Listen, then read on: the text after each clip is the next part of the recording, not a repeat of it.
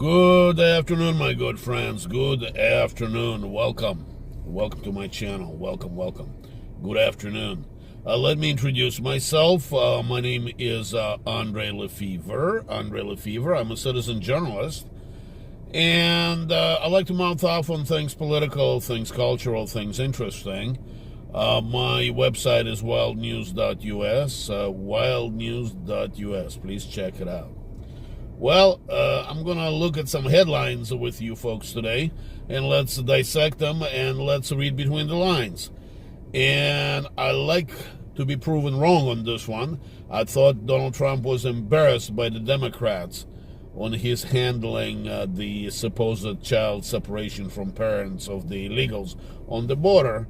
And I thought that it's going to work against all of us, the freedom-loving people. But apparently he turned the tide, and he turned the corporate control media in all the professorial class of the Democratic Party into a laughingstock, because all those pictures that we've been fed actually of the Obama era, and some wonderful memes that people come up with, as you can see one of the Time magazine. And here's another meme that I absolutely love. Take a look at this. This is a GIF. Just take a look at this one.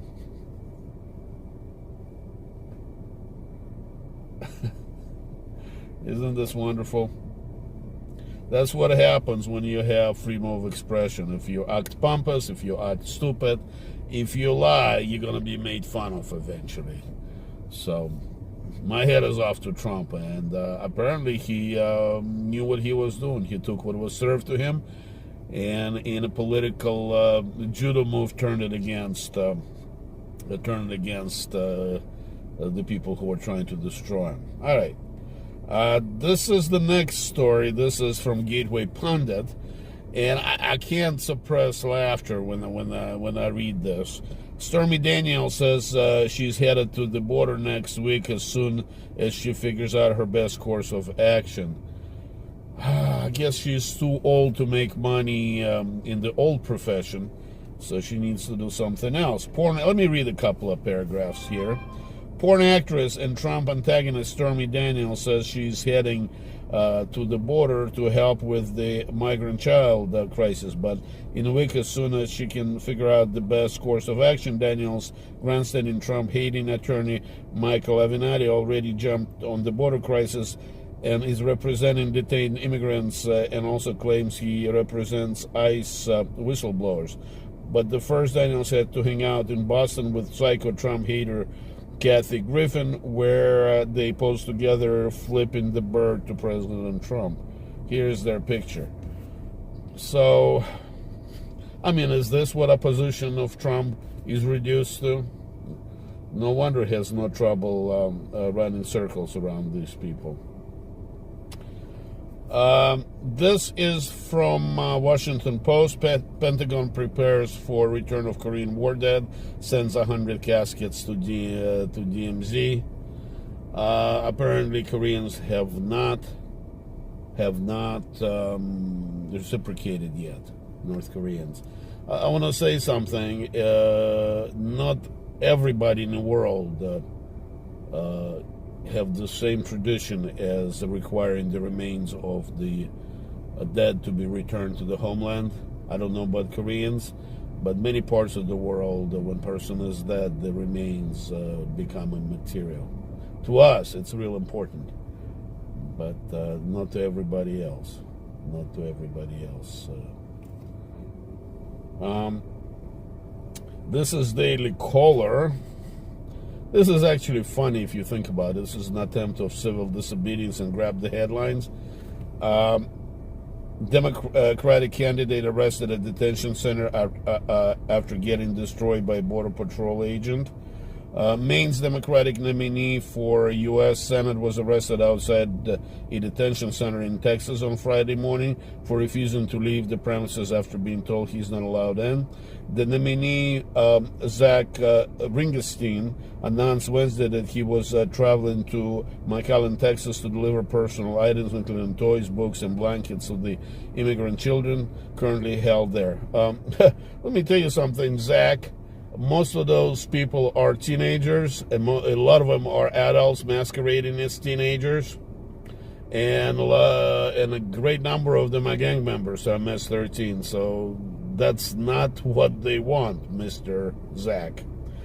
A Facebook live video which contains the arrest shows Ringenstein waiting outside the center, being told he cannot go in, and then arguing with the Border Patrol agents on the parking lot.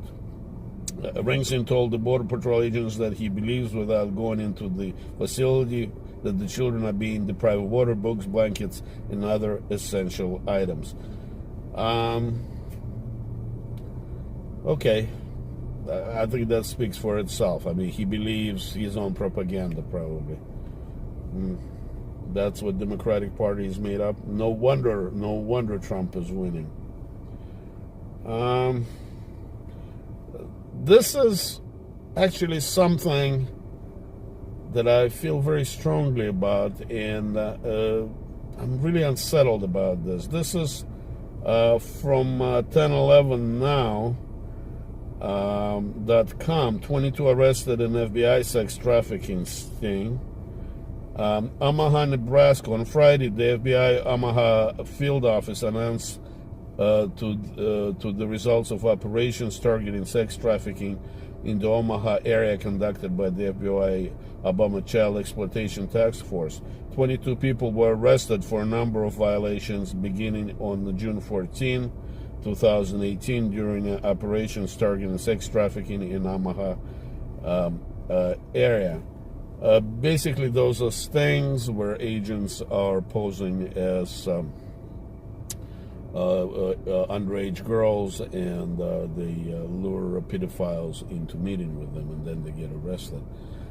I am not a big favor of stings, even though I think the pedophiles, in my view, need to be executed. If you have a pedophile who is actively raping little children, gallows hang him high after 12 peers find him guilty. But the real problem are not run-of-the-mill pedophiles. Those are easily controlled. The problem is pedophiles within our government and within the wealthy ruling class of the West. And I've yet to see an FBI run a sting on somebody like Bill Clinton, or somebody like I can't even think of all the names of high-profile pedophiles.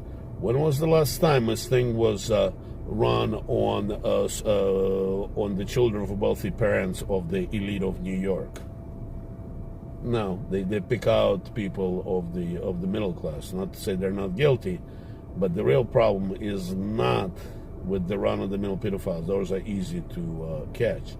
Why don't we target people in Washington, the congressmen, people in the New York and the professorial elite who do rape little children, Hollywood elite who do rape little children? Why aren't FBI targeting them? And actually, another reason why is because they're afraid. They're afraid, and they get shut down by the upper echelon of FBI. This is who the task force should focus on the wealthy, government-connected or government-employed individuals who exploit their power and under color of their authority, under color of their wealth, exploit and rape little children. Once you shut that down, I think 90% of all the problems will go away. But it's just my personal opinion. Let's see. What else do we have here? Let's see here. Here's another one that has to do with child trafficking. This is from 100%fedup.com. Flashback how Uncle Sam wound up in the business of trafficking kids. This is from January 31st, 2016, and this is Obama-era article. As if the illegal border crossing of minor children isn't enough trauma, now we'll find out via testimony last week. HHS just let kids go without any follow-up. These children are basically lost and who knows where they are. Sex trafficking of little kids is a huge business, and it appears our government unwittingly became a participant in its illegal activity. Let's see, this is a video, let's play it. To me, I guess that's the biggest concern that I have after today's hearing, is that despite our work, the work of others, the AP investigation, the back and forth I've had with you for 6 months on this, that you continue to think that somehow your legal responsibilities don't continue after you place a child. Let me ask you this question. Has HHS ever terminated a sponsorship agreement for failure to properly care for a child and resume custody of that child? Have you ever terminated a sponsorship agreement? Not that I'm aware of. Mr. Carey?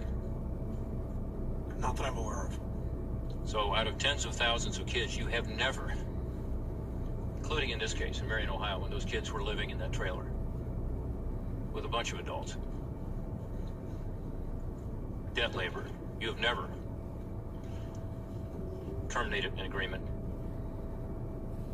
All right, and just let me you don't have to read between the lines or translate it into English, but Obama-era illegal immigrant children were exploited, forced to work as house slaves, and raped.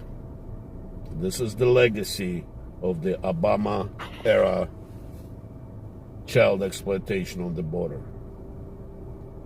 That's Obama-era. It looks like Trump is fixing it. Guys, thank you very much for joining me. Appreciate it a lot more than I can tell you. Visit my website, wildnews.us, and God bless you, my friends. God bless you.